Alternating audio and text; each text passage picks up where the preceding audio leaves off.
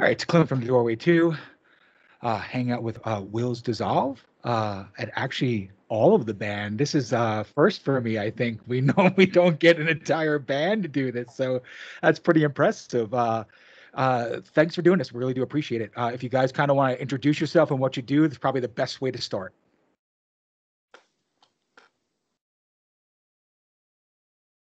I don't hear you at all. I don't hear Nick at all. Yeah. Try that again. There you go. There you go. Gonna blame Andrew for that one too. I'm Nick. I do rhythm guitar and most of the low growls on the album, as well as a lot of the kind of story writing and lyrics. I'm Andrew. I'm lead guitar, clean vocals, a lot of like the higher black metal-esque screams, lyrics, and production. Francis. Go, Sean. I'm Sean. I play bass. I do vocals where they're needed, and then I also do synthesizers. My name's Branson. I hit things with sticks and move my feet really fast. Sounds like a plan. So I got your record from Hypnotic Dirge. So that's the first time I've ever heard you guys before, and I kind of want to talk about this new record, just because typically you don't make a 1-song 40-minute album. All right, that's not a typical thing in this world. Not that it's not an awesome thing, but it's not a typical thing. I kind of want to talk a little bit about before that though. What I feel and what I hear, and then you guys can kind of give me your interpretation if I'm an idiot or if I'm actually hearing what you guys actually did. I don't think you're an idiot. Yeah, when I was sitting there listening to your video review, I was going, "Damn, he's got us pegged pretty well." So that's a good thing. So yeah, I hear a lot of prog, I hear a lot of doom, and then I hear a lot of. I don't hear a lot of black metal. I'll be honest with you. What I hear is a lot of kind of more old school death metal mixed in, but I'm going to say more of like the earache or like the old school, like more mid-tempo death metal. And then there's a lot of post-rock elements in it for me, like as well too. So was this the plan all along for this record? Because before I let you guys answer, I listened to your previous album as well too. And the previous album seems a lot more dense and brutal, just to be honest. This one has a lot more flowing elements. This one has a lot more experimental vibes to me. So if you can kind of talk about that record versus the current record, and was this a natural progression, or was this, shit, we're going to go in the studio, we got this 40-minute song, let's do it? Basically, all the parts are driven by the story to some degree or another. Like the first thing we did in both cases is sort of like storyboard it out or script it, have a general theme. Like here's our main character, whoever he or she is, and here's going to be just very generally their arc. And then, we start writing music to that, or already have music written and then try to figure out where it goes, piecing it together. So the first album, I'm going to let Nick tell the story, but generally speaking, he had an original vision and we kind of changed it enough so that it would be a more original story. Yeah. And then this go of it, I kind of had an idea for a story. And again, it just kind of wrote itself after that. Working backwards, Echoes was supposed to be a 20-minute EP. And we just, like maybe in the vein of like Agaloc's Faustian Echoes or something like that, where, just one song that was like, 18, 19, 20 minutes, somewhere in there. And we decided on doing a full album when we had a full album worth of material for it. Yeah. And for Heavens Are Not on Fire, I'll let you take it away with the story. Yeah, and with that, I mean, it's more of a Western. I think when you're referencing the music, you're talking about, there not being that much black metal in Echoes, and that's because it's mostly about, it's a space odyssey kind of story. And so there's going to be, like, we added in synthesizers that we wanted to have on the first album. We love synths and making bleep bloop sound great, but like it doesn't fit a Western, like set in like 1800s West Texas and everything. But black metal really did fit because, there's elements with that storyline with, attacks with the indigenous peoples in that area. And so having that, like, this kind of brutal battles happening, like black metal played into that a lot. Sean actually wrote most of the lyrics for the third song on that album that deals with kind of the main battle.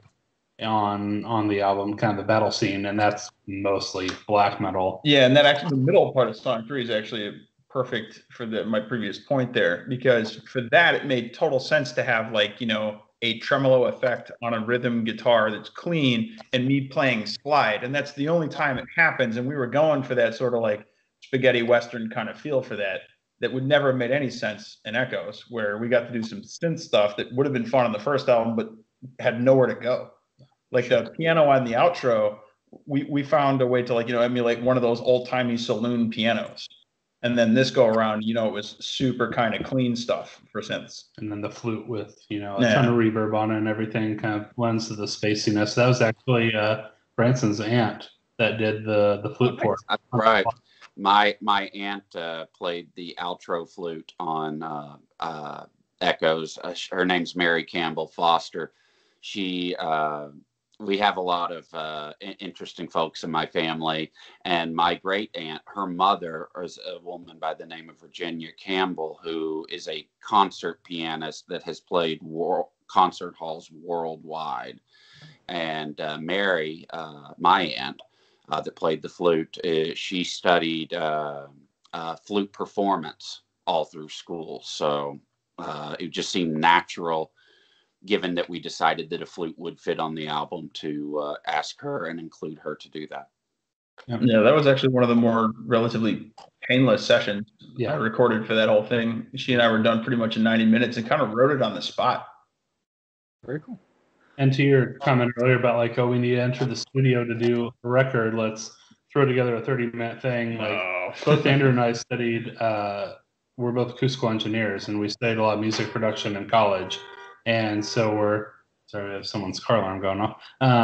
We're both, fairly knowledgeable with recording. Andrew a lot more so than me. He's like our main producer, but we have the equipment to record ourselves, except for we did Branson's drums in a studio here locally this time. But that was after a lot was already tracked. Right before COVID. That was some good luck for us. COVID. Yeah, that was like January, I think.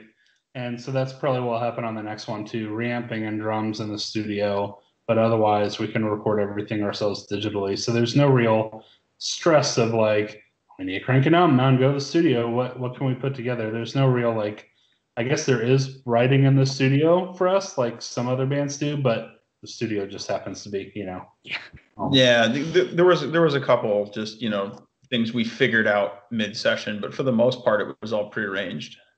Cool. And we just, laid down the tracks as we had them. You just sent stuff back and forth. Tabbed everything out in Guitar Pro, back when we actually could all meet up regularly before this nonsense. You try some of it in practice, see what works, what doesn't. Does anybody have a different feel for it? Like, maybe that's close, but not quite. You can work that out. There was more of that on the first album for sure. Cool. No, yeah, that's kind of why I was asking if it was thrown together, because listening to it, it sounded like it was a labor of love. It sounded like there was a lot of methodical ideas going through, especially the lyrical content and the way the album, in my opinion, kind of builds. Like it kind of has this softer beginning, this like really dense middle, and then, like you said, it kind of becomes hopeful and futuristic towards the end. Like that's a very it's very purposeful the way it is. So the next question I have is kind of because I don't normally get drummer and bass players together at the same time, which is a pretty awesome thing. This is one of the few records where I'm gonna praise the drummer in the oddest way possible right now. So you don't overplay. Like the worst thing in proggy doom bands is the goddamn drummer doesn't know when to stop. Okay, they just it's like I got to get my blast beats in. I got to get my prog beats in. I got to get my jazz. But it's so tasteful, and the bass plays so well over that. It almost doesn't sound like a bass. It almost feels like it's more like an atmospheric instrument. And I kind of wanted to ask you guys, like, while you're recording, did you do something special to make sure that like that clicked the way it did? Because it's not a typical thing you hear in an underground band. So, well, would you like to go first, Sean? Yeah, actually, that's interesting because a lot of what you're talking about. Branson basically went into the studio, and I pretty much sat back and was like, I'm going to see what he gives me. And I actually wrote a lot of those bass parts around what I got from Branson. Like, he came back from the studio. We got to listen to what he laid down, and then that's when I started working on my parts. I actually really enjoyed that because, I mean, we couldn't really get together a whole lot in person for writing, at least myself. So I really got to kind of just work around him, and that was a lot of fun because I got to create some bass parts that I wouldn't have thought of if I just basically was like, nah, this is what I'm going to play, and, you know, to hell with what he writes. And I really feel like that kind of made like some special moments, some of my favorite moments of the entire album, actually. Nice. And I'll throw this out there. This is a conversation, kind of take you back before I went into the studio, talking with the guys at the end of 2019. One of my criticisms of myself from the first album was that I put too many fills in different places. And I remember telling, especially Andrew, that I felt that the impact was reduced at certain parts of the song. So what I wanted to do was maybe have fewer fills, but fills that were more, I don't want to use the word impressive. That's not necessarily what I'm saying, but fills that were more, that had more impact at the places where they fell. You know, one of the things that is interesting, and this kind of ties your first question in with this question, and it's something I like to talk about, is that each member of the band kind of falls on a spectrum in terms of where our influences lie. I was gonna say, that's the reason Branson's not doing prog stuff on drums. Well, because to be perfectly honest, Nick and I would be probably considered at opposite ends of the influence spectrum. Andrew and Sean are kind of the two members that connect us. I have no prog influences. The band is heavily influenced by Opeth. I'm not influenced by Opeth at all. My influences are going to be something more like Pete Sandoval of Morbid Angel. Gotcha. And especially on this album, I would point to Kyle Severn from Incantation. And especially kind of going back to what you asked about, where I'm trying not to overplay to increase impact. That's what Kyle from Incantation does. It's not constant fills, not constant anything overwhelming. It's done in a way that increases impact. And then again, black metal is actually a huge influence for me personally, but particularly older black metal, not so much newer black metal, more primitive black metal is an influence for me. So that's kind of what I was going for. And so even though the album itself is very progressive, you know, I as a drummer was kind of coming in more with the mindset of Incantation or maybe Emperor than a prog drummer. You can hear the Emperor for sure. That there's a lot of tasteful emptiness, and I love the way you just said that. It's the presence of the drums is what's really impressive. Like when it needs to be there, it's there, and like I really respect that. Same thing with the bass. Like sometimes the bass just needs to be the filling fullness of the record, and then sometimes it really needs to be a different instrument. The worst thing in the world to me is when a bass player just plays the same thing a guitar player plays all the time. Like it drives me utterly batty, coming from being a bass player first and then a guitar player. But yeah, I'm sorry. Sean's bass fills are just absolutely fantastic. They're insane. They're out of this world. They really tie everything that we're doing together.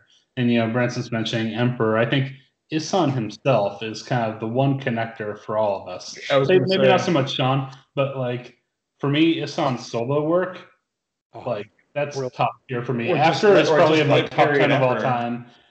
Late period Emperor too. I love early period Emperor as well, but that's what Branson's gonna hook on to. Whereas I'm more influenced by Ihsahn's solo work, and Andrew's kind of in between. I guess more late period Emperor and Sean that's just over there waving. No, but we all agree what the best Emperor album is, though. All four of us would. And, okay, wait a minute. Not Sean. Not Sean. Sean would say Into the Night Side Eclipse. Anthems. Anthem to the Welcome. I think Sean might be the one odd on that. Yeah. But you know what I will throw? Sean is the Black Wizards.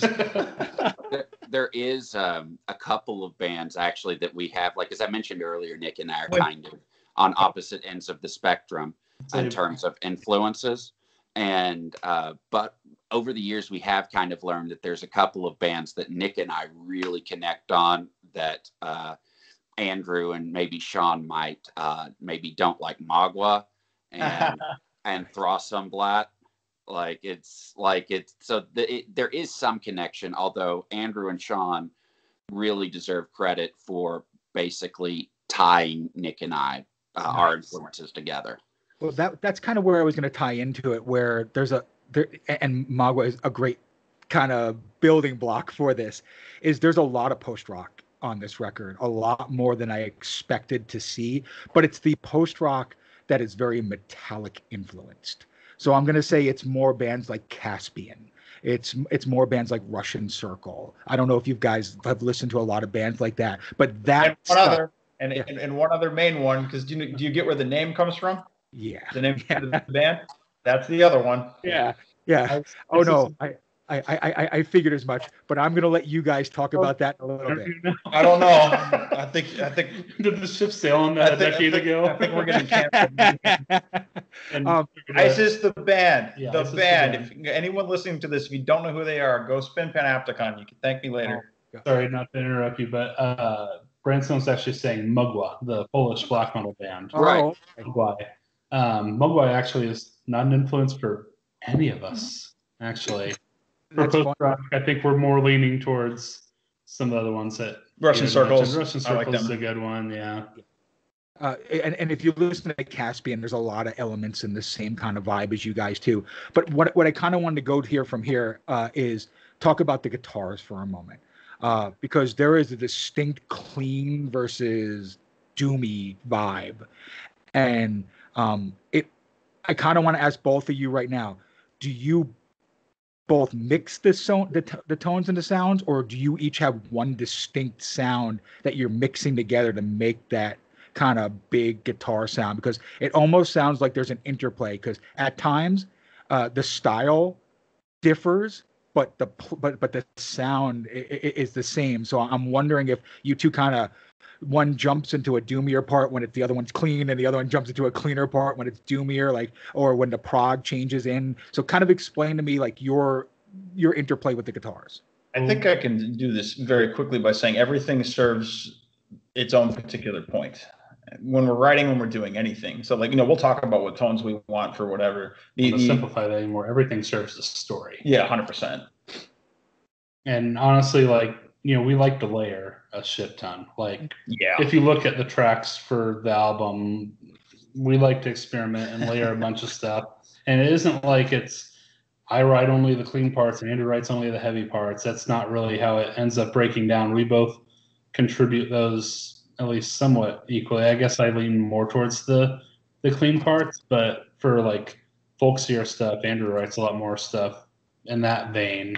I like a lot of the post-rock genre probably to write stuff too, more so, but it all layers together, and it's really about, like we said in the beginning, we come up with a storyboard for what the album's going to be about, and we write to that. We aren't really writing riffs and then figuring out how could this possibly tie into a story, because these are concept albums, and that's what we wish to continue doing. We're writing a third album right now that's a concept album that we have most of the story written for, and everything that we have music written for, there's a story element written to that point. Yeah. So everything kind of plays off of the story first and foremost. Yeah, there are some times where a part gets written and then we try to jigsaw puzzle it together later. And we have been lucky so far where we have been able to, everything we really wanted to keep had somewhere it was meant to be. There's been I don't know. We've 3, also 4. cut like quite a few really I was good riffs. going to because say, yeah, there have been. I'm trying to think of the number of duds we had where it's just like this can't go anywhere, and they just got completely shelved. Like this will probably never get used. The original ending of the second song on the first album was this monstrosity I wrote that nobody liked, including me. So I completely rewrote it, and we're all, at least I am thankful, we're all very honest about that with each other. Like, if something needs more polish or if something is, on point, we work together well that way. Well, and I have to just throw this out there real quick. One of the reasons why I feel like we work so well together is that some bands have members, they work together well, they write well, and it just ends at that. We're brothers. We are best friends. So it goes, our friendship and the love we have for the music and each other actually makes it so much easier to write and to be honest. Each one of us has written something that sucks. And we've all had to say, like, you know what? No, just no, we have to do something different. And it works on that level. It's a combination of having influences, each member of the band having influences that are different, mixed with the brotherhood and friendship that we do share and the love for the music that we share. Yeah. It's never made a part worse. There are several things, especially on this last album, where it just was not working. And one of them in particular for me that a lot of people tell me is like one of their favorite parts was completely different and just kind of sucked. And then I don't know what, my 5th try, I finally got something where we all went, yeah, probably that, and then sing over that, and we're good. Yeah.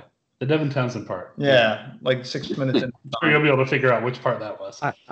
Yeah, that was going to be a kind of a tie-in too, and you just mentioned the name that I was going to mention, like like Devin Townsend to me is probably one of the most inventive, creative human beings on this earth.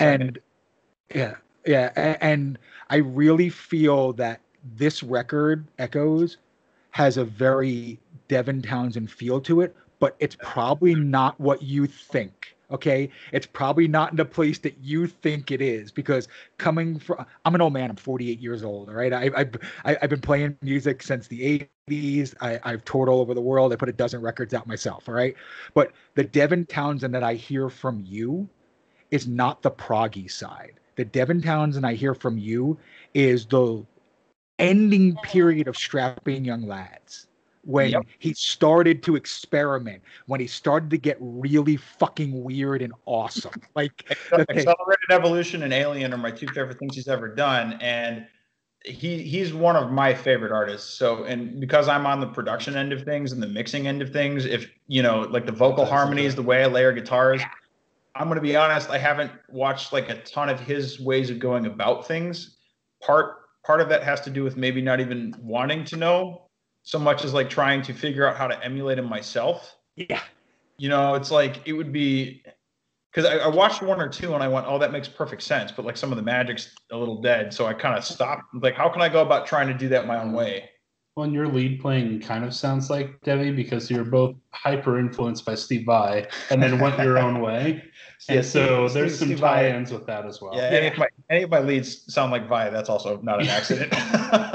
And that's not a crime, my friend. That's a good thing. That's not a bad thing. He makes me take guitar seriously. Like that, just kind of screwing around in my bedroom to like, oh my God, this is what you can do with that instrument. Yeah, I will never get that good, but oh boy, am I going to try. So I kind of want to turn it around to all of you and ask. So maybe I'm hearing something on Echoes that it's just the way it's coming through to my ears. And this terminology may be a weird terminology to you, but I'm going to try. There's a spaghetti Western vibe to this one, okay? It reminds me of like old Clint Eastwood movies, all right? And the reason why I say that is there's this eeriness to the record where there's an unsettling, there's like a feeling of uncalm at certain times. Like it's about to all fall apart, but it comes back together. And I kind of wanted to ask, like, do you have those frantic moments when you're recording where it seems like everything is about to go haywire and then it comes back? Because especially there's a couple parts towards the end of the record where I almost feel like it's 4 different ideas going at the same time, and then you guys are like, wait, we're going too far apart, and now we need to all come back together. If you could kind of talk about that. If I'm wrong, awesome, but if not, talk about it. Are you sure you're not mixing up the names of the albums? It might be. I might be. I might very well be. Just like Spaghetti Western obviously was a big thing for the first album. Like, wait a minute, you mean for Echoes? Like for the first album, I'm totally on board with that. But for this album, I don't think we really had anything where it went frantic and then had to be clawed back together. I think, like I said multiple times now, like it's all about the story, and in this case, like the desperation starts setting in for the main character as it goes along, and he realizes that he's not fucking making it home. There's no way going into a white hole that magically does anything but disintegrate you. Yeah. And so that translates into the music. Like we get really kind of tech death in the second half of the album, which isn't something that, both Sean and Andrew are like pretty well influenced by tech death, but it isn't something like we're really going to focus on for a long amount of time. But in this case, like for the story, tech death was absolutely the way to go. So I guess the period of the album that you'd be talking about would be that part. Yeah. And so I think it's the part where the computer's going nuts was all the way that way. I think like it's meant to convey desperation and insanity, but it was all of us working together with the same idea. Like it was all serving the story. So there wasn't, we need to claw everything back. It just happened to release afterwards, but that's in the story. It like he finally resigns to his fate, and so then that's when we have the guest vocals from Damien from Altars of Grief, which is a fantastic band. If you haven't heard them before, listen to Iris. It's great. Yes. That's when we have his guest vocals, and that's kind of the resigning moment. And then I do Funeral Doom vocals, and then Andrew kind of does Funeral Doom vocals, and it then goes ambient. So right up to that point, yeah, it gets a little frantic, but it's very intentional. Yeah, it's just because everything's going wrong. Like, yeah, this guy was kind of disillusioned and went with the Hail Mary option in the story. And, it's like, okay, like I'm not too much a fan of the way things are going. Humanity's future's kind of bleak. So sure, I'll just go off on this one. Kind of like with that Interstellar vibe where a bunch of different people go out trying to figure out a solution to their problem. And so he goes for the hardcore one. And then on the other side of it starts going, oh, maybe this wasn't such a good idea. And then it just continuously gets worse from there. Like the onboard computer is now scrambled and is trying desperately to get back to home, if you will, because it's lost its mind. So he's trying to shut it down. That's not going well for him. He finally manages it and then realizes I just took out life support, so I'm hosed. Yeah. Well, and I just want to throw out one other thing, because you did kind of mention the tech death influence. I wouldn't necessarily say that tech death is a huge influence for me, but it was a huge influence for my feet on this album, if that makes any sense. I kind of went in with the idea that I wanted to be 2 drummers in one. When I was recording this, I wanted like to be tech deathy and with my feet and do a lot of really weird stop starting and triplets and with the double bass, but I wanted my hands to be more simplistic and jazzy. So I kind of had that in mind. I don't know if I pulled that off, but that's what I was trying to do. And tech death, so it was an influence, but for me, I'm not as influenced by, say, tech death, like, say, Archspire, even though they are an amazing band. I'm more, would be more influenced by, like, Vital Remains, specifically the Dechristianize album. Gotcha. So, yeah. I just wanted to throw that out there since tech death was mentioned. Got anything, Sean? You want to say anything on this, or are you good? One of the things I really wanted to do for this album was, because you keep bringing up tech death, was bring in fretless bass, Al Obscura and Beyond Creation, some albums of Death and all that. I'm really hoping for next album to be able to kind of explore those things. Nice. Because I fucking love Spoiler fretless and all that. But and there were parts, some of the clean parts that I think would have really been awesome with that. But since we're just talking about tech death and all that's really where more on the spectrum where I am lie. I mean, like, I like bands like Infuri and Archspire. I've seen both of them live. They very impressive bassists, but not kind of where I'm going for. Sure. Well, Obscura's kind of got that groove element, that kind of tasty, like, you guys know where I'm going with. I don't need the diatribe there, but I could definitely hear that in this. So I want to take that's probably accidental again, because Omnivium is one of my favorite albums. But yeah, there's only so many places it could even go, and with the Space Theme, you can go a little farther with it. But still, it's like the little flavors of all the genres we love. If we can figure out, just even one or two places to put them, great. And that's kind of how we roll with it. I think you just said Cosmic Genesis wrong. But I did not. Actually, for Tech Death, the biggest thing that happened on this album is the Cynic influence, because I think we actually all equally love Cynic.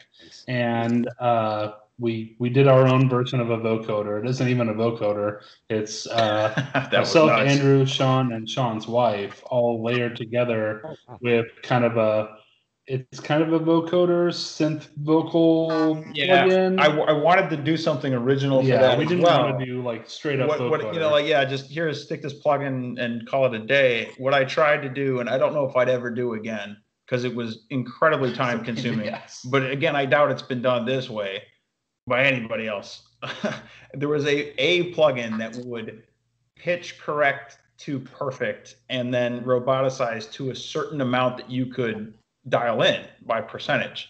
And so what I did was, like you said, I took 4 people in different harmonies and then chopped them up to be perfect, which I wouldn't do for any of the other vocals. But for this case, like, it needed to sound like robotic as all get out, and did that. And then, did individual delays and other things to get them to all sound different, yet all one voice clearly. And so I just did that for all of them, and it took a sec, but I kind of like how it turned out. So I kind of want to turn it into a personal passion moment for me with you guys. I worship Funeral Doom. All right, it is like my favorite. So literally, I'm going to tell you right now, like, I had a band called Long Winter Stare. We put 3 records out, and it was like dark metal meets Funeral Doom. Like, Finland is like a passionate home for me right now. Bands like Thurgathon, like Skepticism, like DeLorean, like those kind of bands, like, I feel a lot of that influence in what you're doing too, but it's not that it can be heard so much as it can be felt in the record. So I kind of want to talk to you a little bit about that. I'm sorry, what was that? Esoteric. Esoteric, Swallow the Sun, and Ahab are probably the 3 big Funeral Doom influences. Branson and I, actually, that's one of the bands that you mentioned that we super agree on is Swallow the Sun. And I can do one better. And Slow. Yeah, I was going to say Slow 5. In particular, the album 5. Slow 5, yes. Absolutely. Actually, how that genre does it right. And less so for Branson than for the 2 of us, but that was my favorite record for that year. Oon was great. Because player from Saint Grace. Yeah. Because I actually I like Funeral Doom in parts. Like, I Nick and Andrew and Sean all draw more Funeral Doom influence than I do, but sometimes it clicks for me. Like Slow 5 is Slow with the album 5 is an example of that. It's totally hilarious because Branson's favorite subgenre is DSBM. And what's DSBM? Funeral Doom with high screeches. Yeah, it's black metal Funeral Doom. You're absolutely right. You is turn down the bass and turn up the treble. That's it. It's the same damn That's exactly what it is. And another band that I Doom wise that I think you guys have a lot of kind of similar gelling is Shape of Despair. Despair has good times too. Yeah, and it's more tonally and warmth of what you do, because they do it in a way that it's brutal, but it's still melodic. And that's what I like about what you guys are doing, is there's still that strong melody line. This band that's going to have a lot of that when the heavy moments come in, and it's like it's supposed to be very crushing yet ethereal. You have to have that atmosphere. You have to have the melody carrying everything. And so whenever we've had Funeral Doom moments on both albums, there will be a lot of moments, at least like one or two on the next album that are longer. Two big ones for sure. The whole point with those is it's reaching a point in the story where despair is all consuming, all crushing. Someone's at their lowest point. So that's the best genre to convey that type of feeling, really. I don't think there's any better genre to convey absolute bleakness and despair than Funeral Doom. If you want the total bottom of that, Comatose Vigils, Not Even a Gleam of Hope. What I appreciate though about Funeral Doom, like the way we try to incorporate in our music, is it's a good way to provide like contrast with the other more really fast or technical aspects of the music. So while I'm not a huge Funeral Doom guy myself, I can't imagine us not having those influences. And for me, it's a different for those guys, it's for influence. For me, it's because it's really good at contrast and impact. So change the path a little bit. I got a few more questions, and then I'll let you guys have your weekend back. I absolutely promise that. But live, COVID has screwed everything up. I'm not going to disagree. Okay. There's never been 10 months of my life I've not seen a band live ever before. And it's like, it's soul draining almost at this point in time. I'll just be, do you, when and if you ever do play live again? Okay. Like, I don't know when it's going to happen. It'll happen again. Well, you know, maybe a year from now, but like, you know, that's the thing that's scary. Like a concert where everyone was in their own bubbles. Yeah. So, you know, perfect. But if you like live versus recording, we'd have 2 more albums out before we have to worry about figuring out how to play live again. Don't do that. But live versus the recording, is it drastically different? Do you try and make it a different experience, or do you just want people to kind of hear the best interpretation of the record? So the first album, I think when we played it live, it was fairly dead on. We only played it in full one time, and we just let the outro play out from the MP3, and that was that. That was the only part that wasn't really like recreatable. I'd say like 90% of it we code for that album, because obviously we like layering. As I said, Andrew likes throwing a whole bunch of different lead overdubs, and some of that can be, you know, done with foot pedals, where you can like do octave for vocals or for leads and all that stuff. For echoes, I don't think we've ever played the entire album together as a band, even in practice, because we were already kind of scattered with, you know, life interfering during the writing process. And then COVID. So I don't think we ever have played that album all the way through in practice even together. And so live, I'm not sure how it's all going to work out. There are synth elements that Sean wrote a lot and will pick up, but a lot of them happen to land when he's playing bass. So he's going to have a full Geddy Lee setup, actually. Yeah. When we play live again, it's already pretty well come together. I think he's bought like 2 more synths since we recorded. And so he's going to have a full mothership like Geddy Lee with the pedals and the microphone. So he's just going to be having to do a lot of that. So I mean, I was imagining the foot pedals. Yeah. He has for a long time. I've got the Moog. I've got my synth for pads and all that. Although I'm looking at other things as well. Personally, I prefer to do the least amount of triggers and just play clips that I could. Yeah. I'm kind of a purist like that, but to be fair, that also means that there's going to be sections where I'm playing bass while also playing synth with my feet, and some parts where I'm going to be doing vocals while playing bass. And I think maybe one part that I'm going to be doing vocals while playing bass while also playing synth with my feet. So that's going to be really fun. Task. Yeah. I have to share it because I feel like this is, you asked about live shows, so this is honestly just too funny not to share, so I'm going to do it. There is now a restriction on how much I can drink before. Story you're going to tell. So because we were going to play a show, and it was this place called the White Swan on the east side of our hometown in Houston. And we had this was the show we played with Grave Gnosis, I believe. I think so. Yeah. And really great black metal band out of Tampa, Florida. And Sleeping Ancient, really great band in Houston. Sleeping Ancient are good friends, and really great post black metal out of Houston as well. And I had too much to drink, and then it came time to set up my stuff. And we mic'd everything up. We're ready to go. And I'm starting to play. And then about, a minute or two into the album, the first part of the song is when I hit the floor tom for the first time. And I reach over to hit it, and it's not there.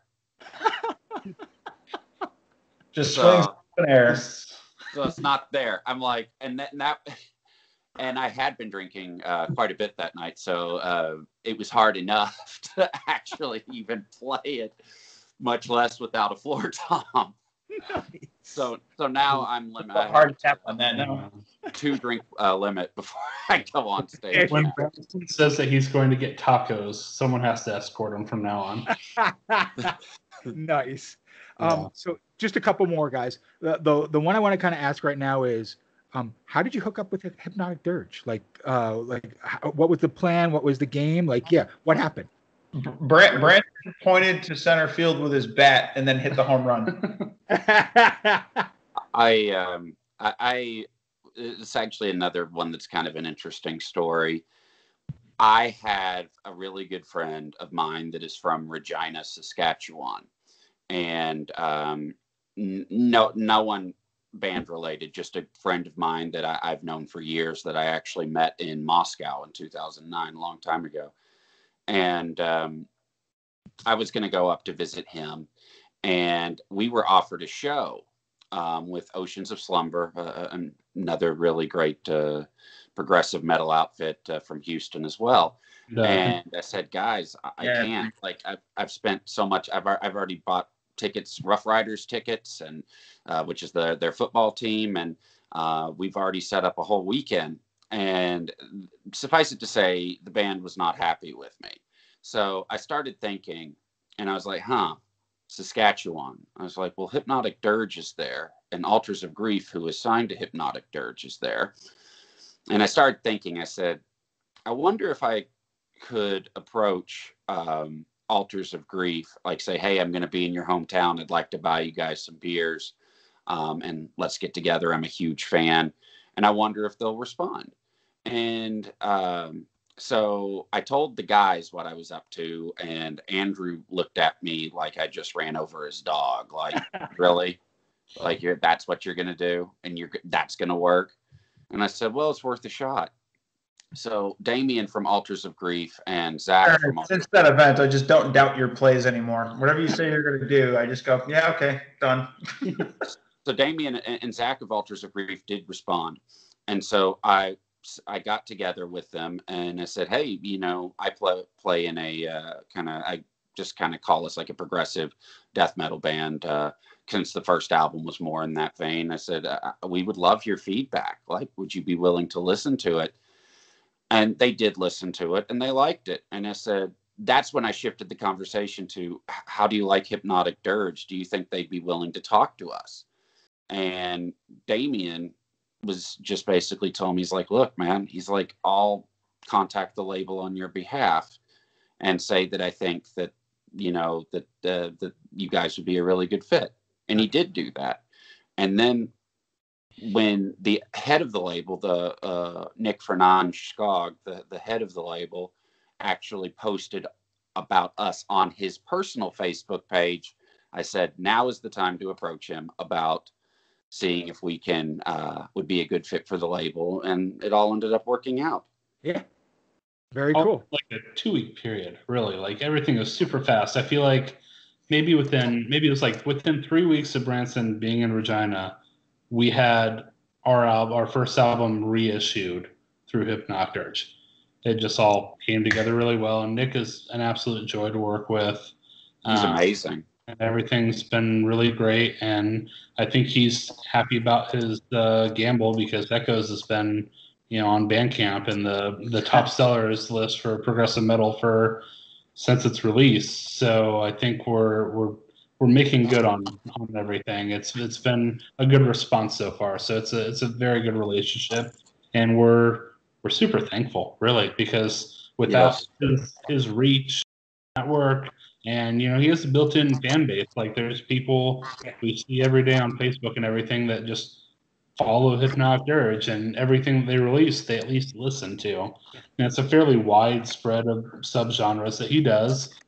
It's all fairly well rooted. I think we're probably farther on the outskirts for him. He's more of a black metal and black and doom and that kind of thing, subgenre kind of label, and we're kind of on the outskirts of that. But it's really great that he has such a built-in fan base, and it's really, really helped us a lot. That's for sure.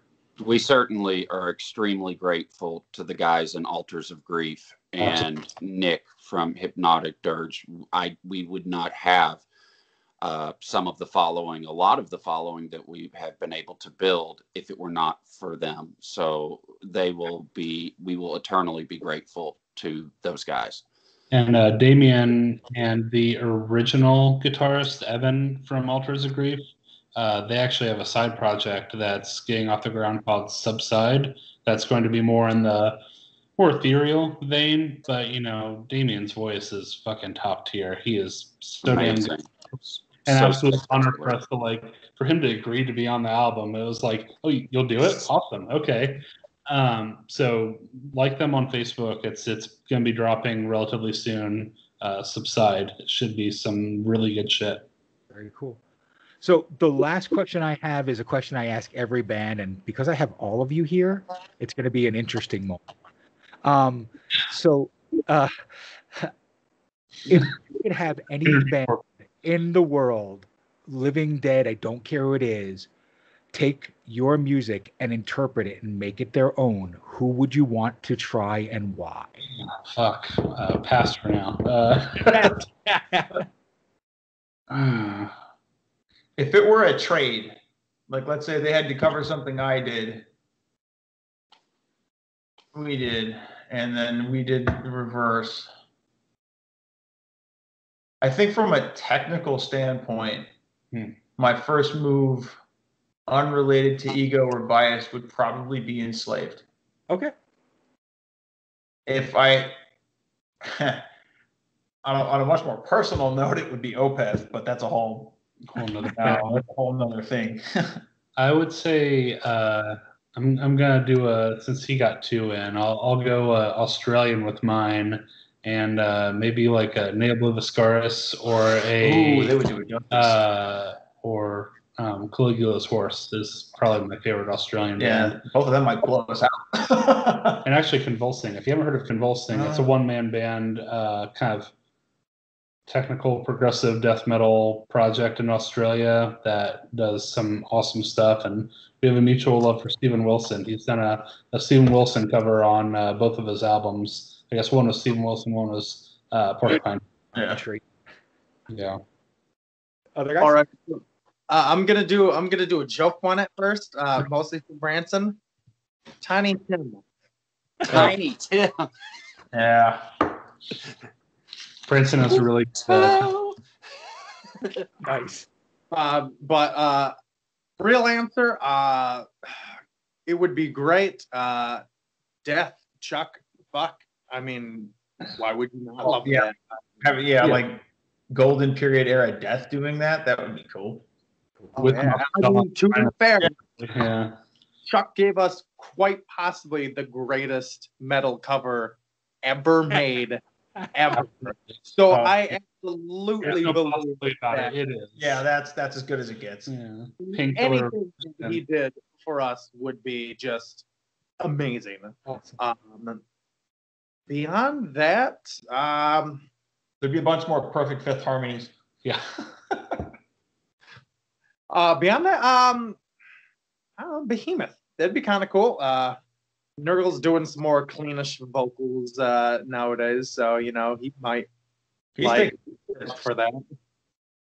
He might throw a goth element in there for you too. Maybe country. Yeah, there you go. Aeon did it.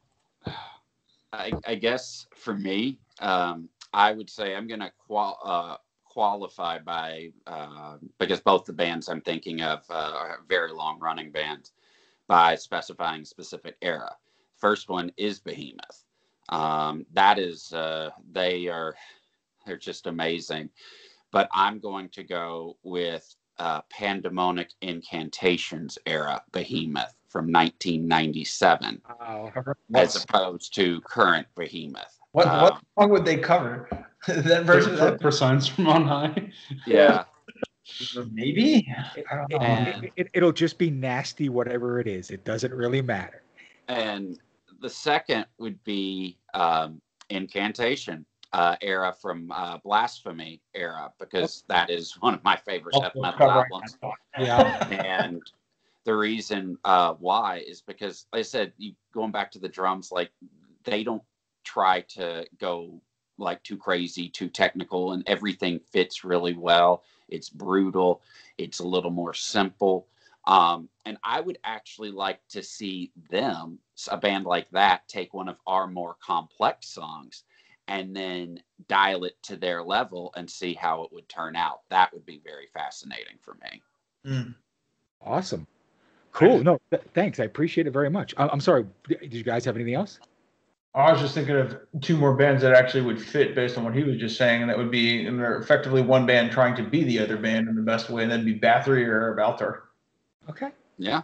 That would have the shot to do a whole bunch of different stuff. So we're gonna do a Viking riff on the next album? Probably not. We're probably not. So I wouldn't rule it out the way that we're ruling out like grindcore. Like we all love grindcore. Actually, every single one of us loves grindcore, but it's never going to happen. Yeah, that's probably not. Except, see, now I feel Viking can maybe work. See, now I feel the need to figure out how to do it though. Yeah. So one time I can put the HF on my pedal board and be like, all right, now I get to hit this pedal for 10 seconds. Yeah.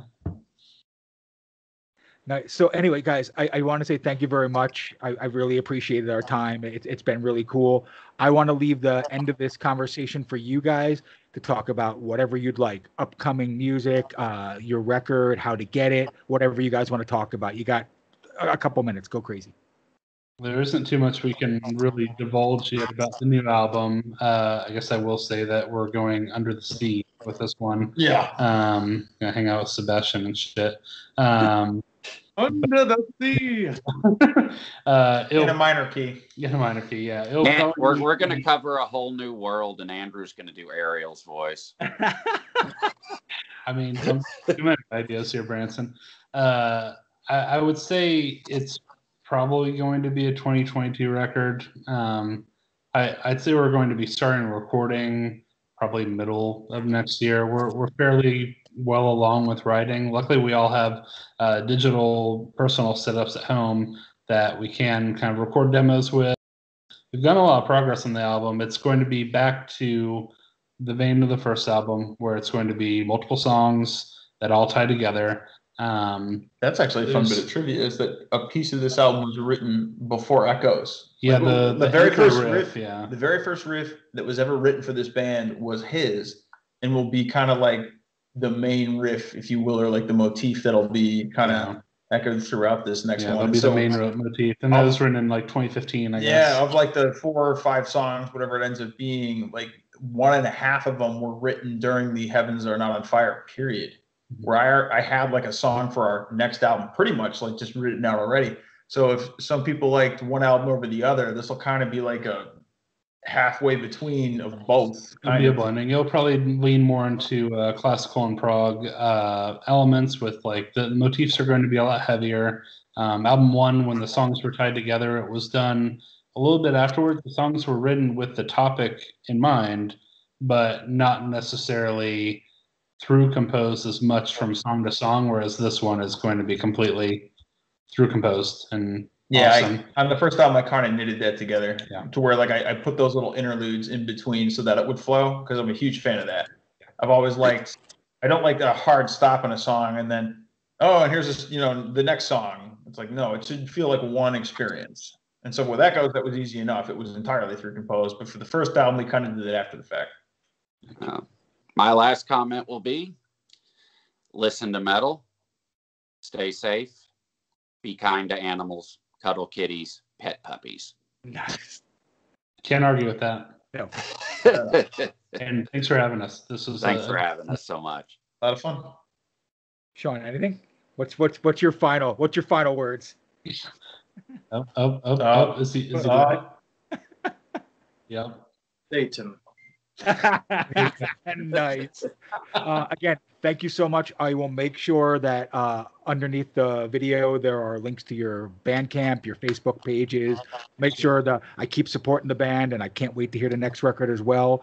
And when this whole damn COVID thing comes to an end, I better see your asses in Phoenix, because I want to hang out and watch you guys play. We'll do our best. We'll do our best. Thanks so much for having us.